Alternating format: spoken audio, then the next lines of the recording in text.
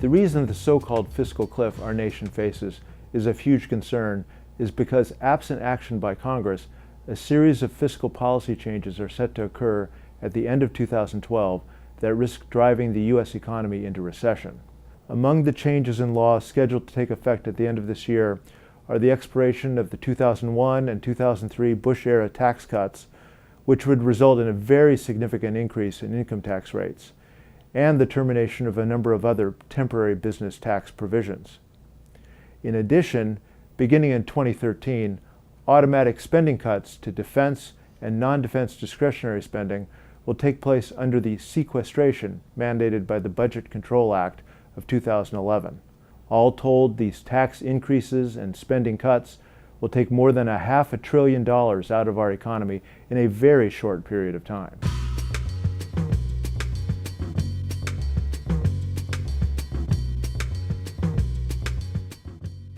Well, the Congressional Budget Office, or CBO, projects that this combination of tax increases and spending cuts, while reducing the budget deficit, will have a very significant negative effect on economic growth in 2013.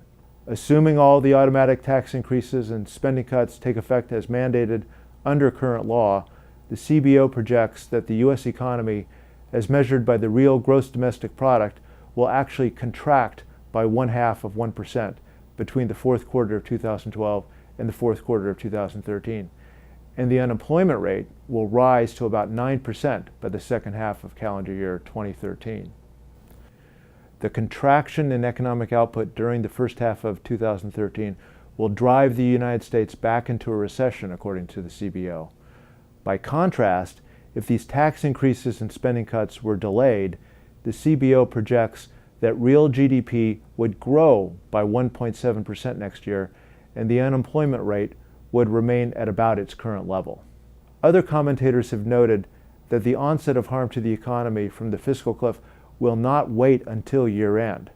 The very notion of the looming fiscal cliff and the inability of the Congress as of now to address this problem has increased uncertainty and has already begun to retard consumer spending and hamper business investment. Because of the looming fiscal cliff, businesses cannot plan for the future and are delaying both investment and the hiring of additional workers that could grow and strengthen the U.S. economy.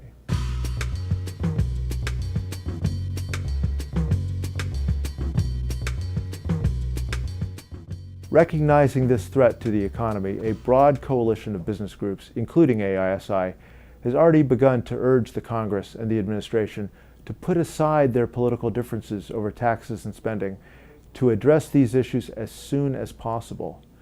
In the near term, the AISI is urging the Congress to extend current law into next year to allow time for the development of a long-term plan to address our nation's fiscal issues through comprehensive tax reform legislation and a deficit reduction plan based on rational spending cuts and entitlement reform.